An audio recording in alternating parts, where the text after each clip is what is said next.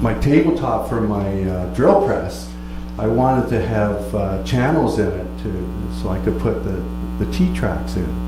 And once I got the depth and the width, which only took 20 minutes to get it set up perfectly, and I had the layout on the board, like it was 5 minutes, 2 minutes to cut the dados. I could have used a router. Routers are used to make a lot of these things, but you're restricted with a router in that you've got a specific size of that router bit.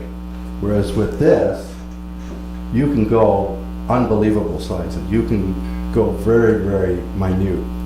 So there's another type. I think I showed you this. Dennis and I had talked about it a couple of years ago when Donnie was coming up with ideas for cutting board handles, and I kind of figured there was a way to do this, and I think Dennis perfected it before I did. I messed up a few boards. This was one of them, and but that was done with the and I've never put a piece of sandpaper or anything on that, and it's just as smooth as can be. And that was done. I'll show you how it was basically done using a board, a sacrificial board. So that's just one other thing. I'm in the midst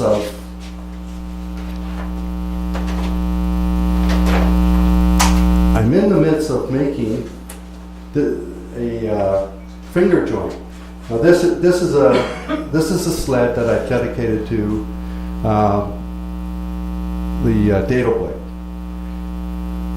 But what I'll be using this for, and what I was setting up the other day, was the board to do my box joints, because this becomes very, very accurate and very safe to do box joints. And you can do your box joints at any widths you want, any sizes.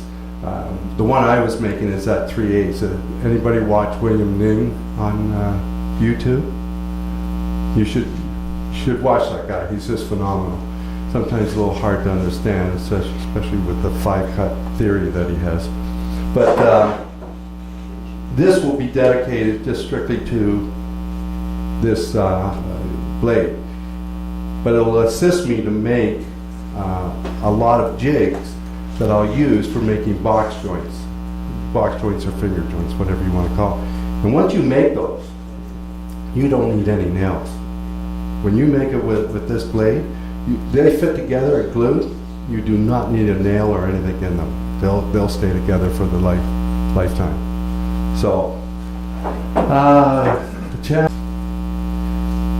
now I'll just talk about some of the tools you're going to need. And I think the first thing and the most important thing is a sacrificial fence. I built this one not too long ago. The backboard here goes up against the fence itself. I built these. They leg on over top, fit in the holes, and they go on behind the fence itself, and you just tighten it against the fence.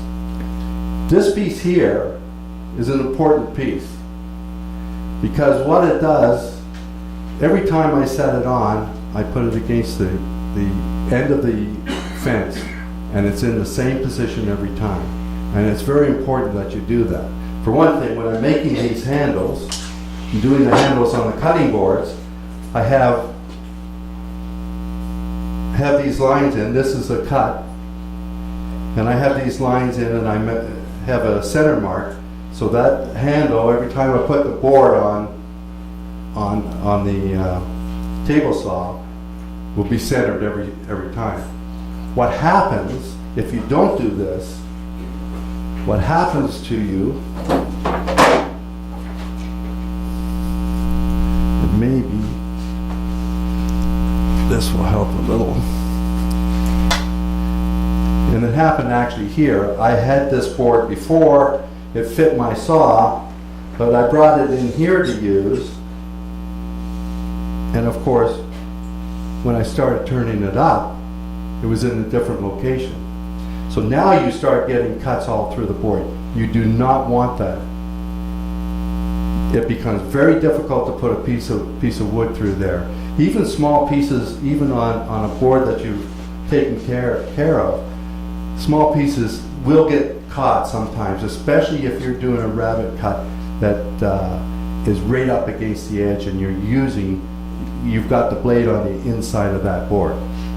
Now I know for a fact that if there's going to be a member that will take a dado blade, go down that table saw and not think about putting on a sacrificial fence, and they're going to cut into the fence. It happens. So, most important thing to do, the first thing I did was build one of these, and I did not want to ruin a $200 fence.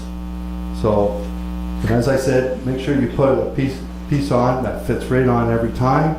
I always have it in the same location, and it works just like a dream. Wait, can you change out that big piece once you make multiple cuts in it? Can you just change it out for another piece? Or did you glue it? Oh, yeah, that's an important point too. I did glue it, I put screws in. When you build this, make sure you put this on first and make sure that none of the screws are anywhere near this area. You do not want to put the blade coming up into the screws. So my screws are all set back here. I do screw it down only because there's a lot of vibration going on, and you'll find with these dado blades, there's a lot of vibration. So only the issue between the two and the saw was the length of the fence.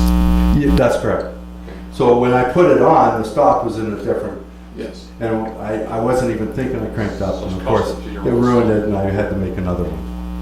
And they're simple. It takes you 10 minutes to make one of these, but that's the most important part. So, Where did you get the hardware for the L bracket? What is that? oh,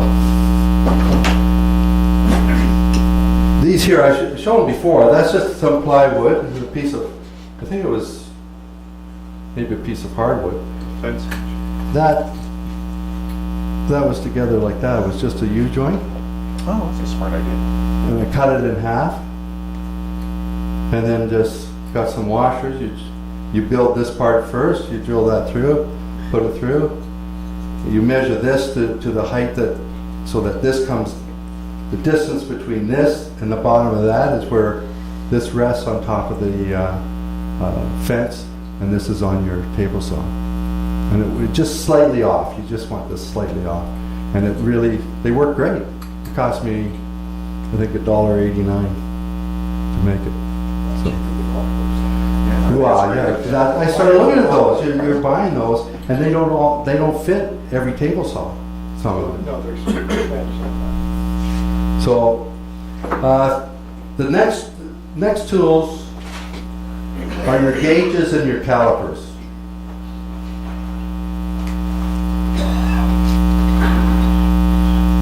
There's a reason why I'm going through this sequence before we get to the blade, because you've got to understand that there are certain things you're going to have to invest in order to do it properly. This here, I think I mentioned, any of the fellas here from the Thursday night classes? Yeah. Did you go out and buy it? This was on a Canadian Tire again. I've had this for years. And I think it was, what, $12 or something? $12.99, regular $49.99. Yeah. And I've used it constantly, and it's digital readout, inches and centimeters and everything else. And you'll use that to calibrate your wood that you're going to be using. You're going to also use it to sort of give you a good idea on your blades, although you should have a pretty good idea just based upon the instructions here, what width you're going to need. But you still want to put this on and on your blades to make sure.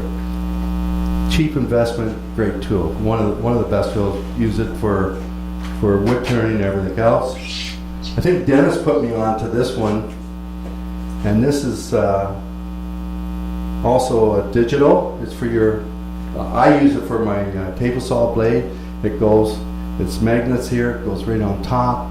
And make sure your plug is full, but you just move your blade up and it'll give you the height right to the nth degree.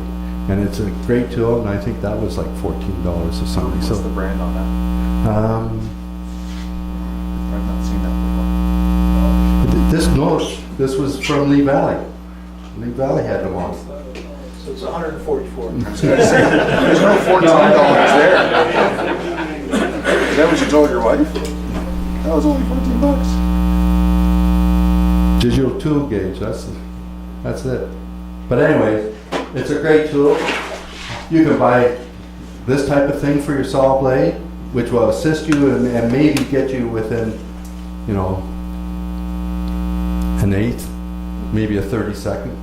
But this gets you right down to the right perfect for you. Now there'll always be a need for adjustments, and make sure you have extra pieces of wood so that you do test runs. You can get really deadly and get into something like this that goes right down to like 1/10,000th. Quite frankly, I don't use it. I'm not that strict. And of course, you'll need some sort of guide to help make sure that you've got your blades are perpendicular to the saw.